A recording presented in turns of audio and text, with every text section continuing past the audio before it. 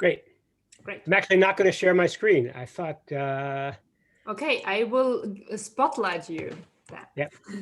Great. Looking at the program. Hi, by the way, I'm Scot Osterweil. I'm the creative director of the MIT Education Arcade. I want to thank everyone for being here. I have very fond memories of my several visits to the conference and all the people I got to meet there. And so seeing a lot of names who are not familiar here in the participant list, I'm sorry I can't be there to meet you in person. I looked ahead at the schedule and saw all the interesting preceding me, and decided to sort of treat my talk more as a discussion, somewhat touching on the issues that were raised, some also raising some of my own. Normally, I would, if we were in a real room together, I'd allow a lot of an answer right in the context of the conversation. But if we can't, if the time doesn't allow, I'll go to a breakout room to sort of station. I know my talk is about sort of a more positive possibilities of identity in gaming. I don't know how many of you, I know from the United States, I don't know how many of you are familiar with the fact that this week is Thanksgiving, which is a major holiday in the US. For those who don't know it, although it has its roots in colonialism, Thanksgiving is actually, I'd say, a largely positive holiday. It's the only holiday in the year that isn't adulterized. And the only ritual around is that families gather together and have a meal together and give thanks for what they have. So it's my favorite holiday of the year. But in the age of Trump, there's become this meme, sort of a topic. It's often talked about the fact that you have to go home for Thanksgiving. You're inevitably to an argument with that grumpy uncle or relative has sort of racist or right-wing views because life in America becomes so polarized and politicized that whenever we talk about Thanksgiving, we talk about the conflict that's going to arise. So anyway, I mentioned that all to say that in some ways I feel a little bit like that grumpy uncle at Thanksgiving, bringing up unpleasant topics, not because I want to start a fight at all, but I feel guilty because I wanted to bring up Gamergate. And happily, Gamergate is in our past.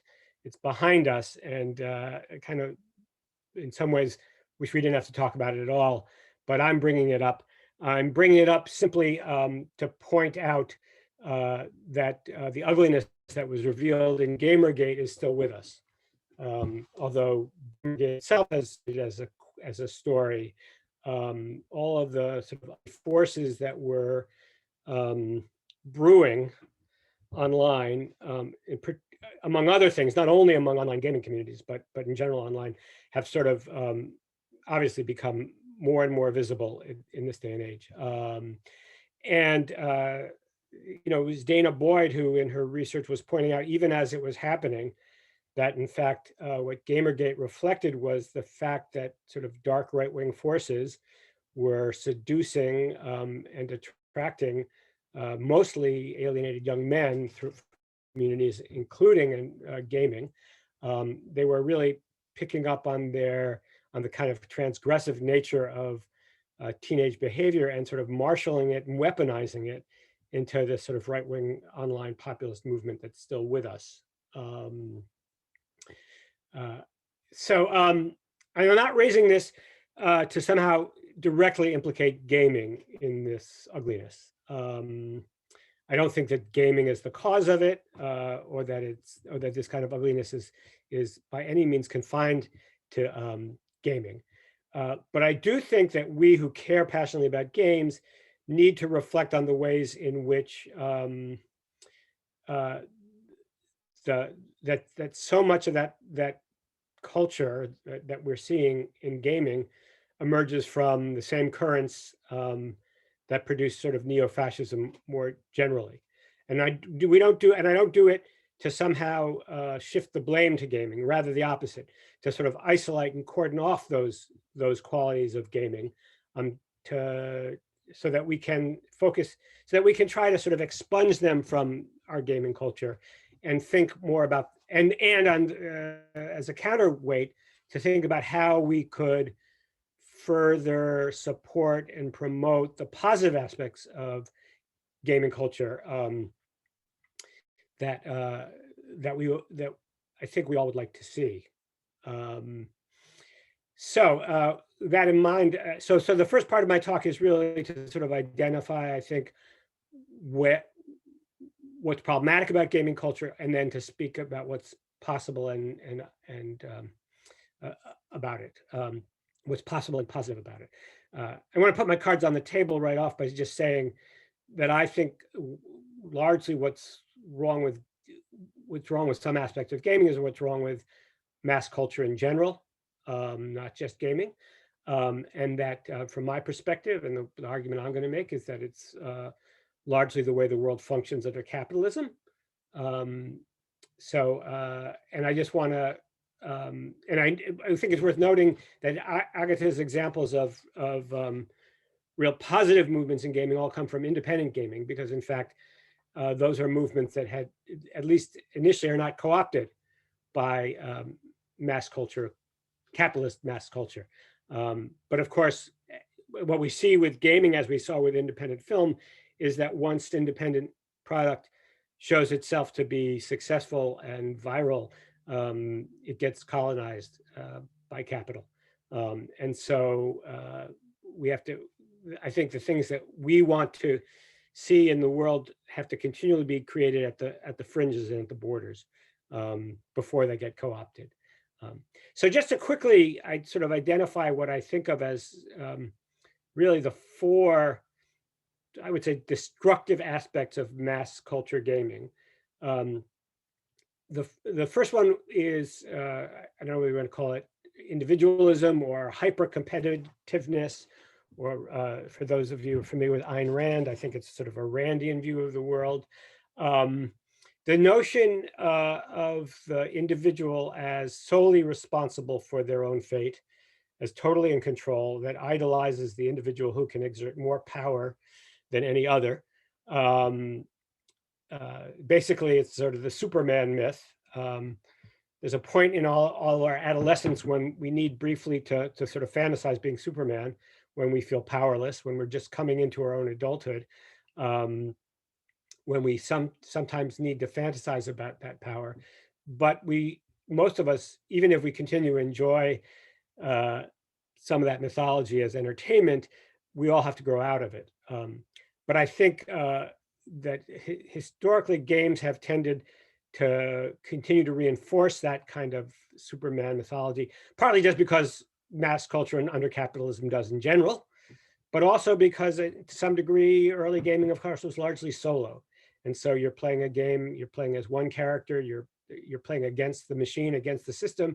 And so it's all set up as the individual against the system. That's the form of the game. That's the structural form of the game. And so it leads itself to these kinds of mythologies of you as the prevailing as the supreme individual against the system. Now, of course, and I'll mention in a minute, the games have moved beyond just that. It's not, and there've been lots of tropes in games that sort of resist that, but those roots are still very strong in games.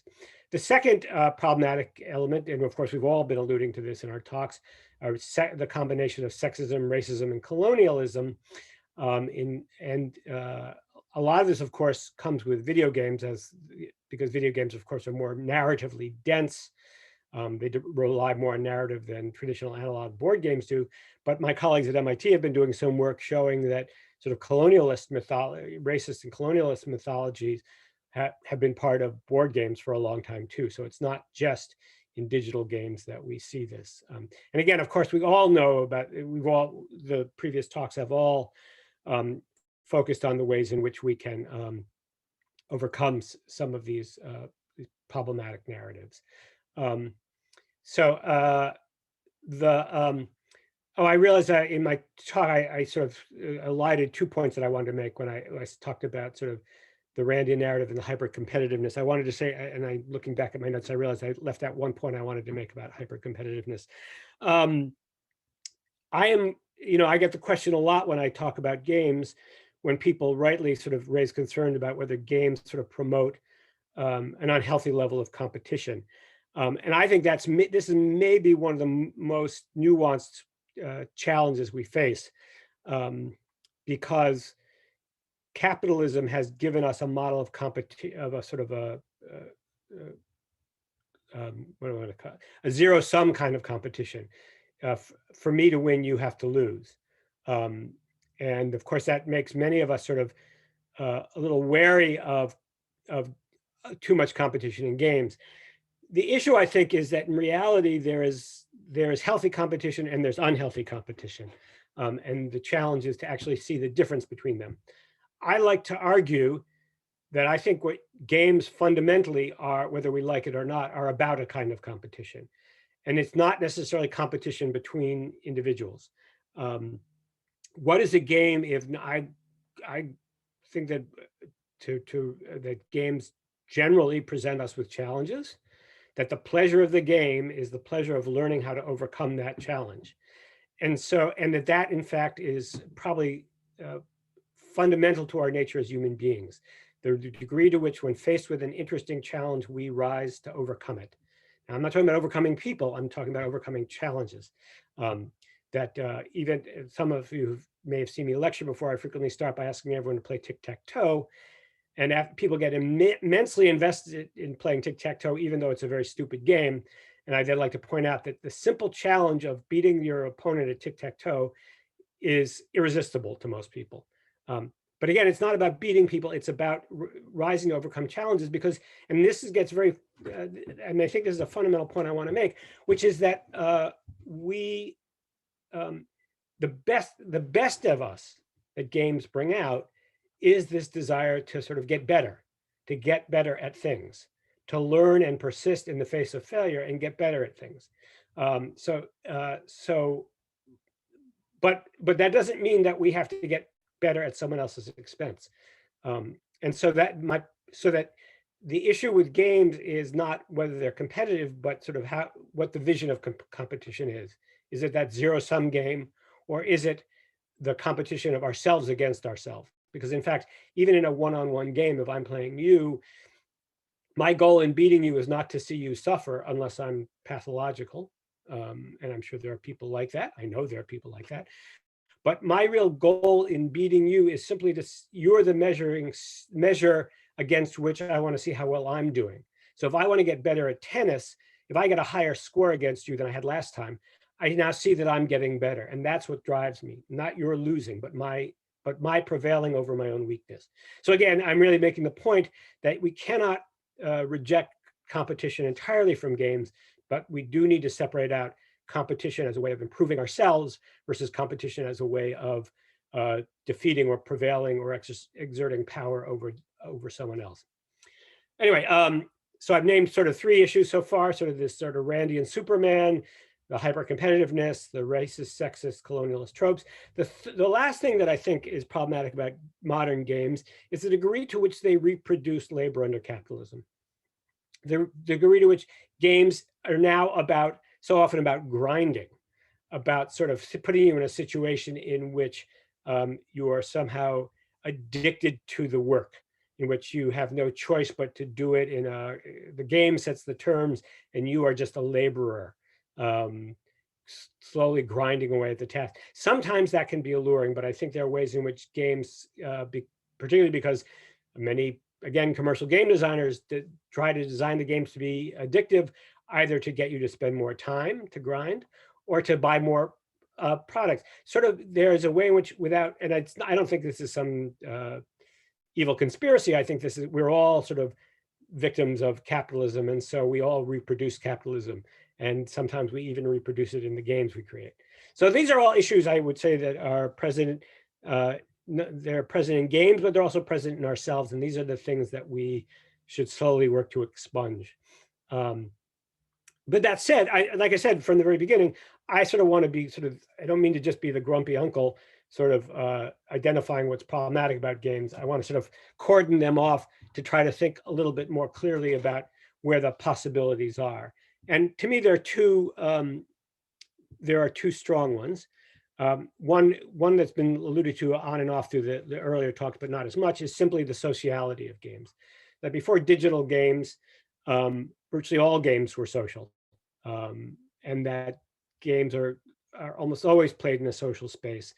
And that, of course, since from fairly early days on, even digital games have worked to increase sociality, and now with the internet, many games are online. So of course, it's not that sociality in games is definitely a thing now.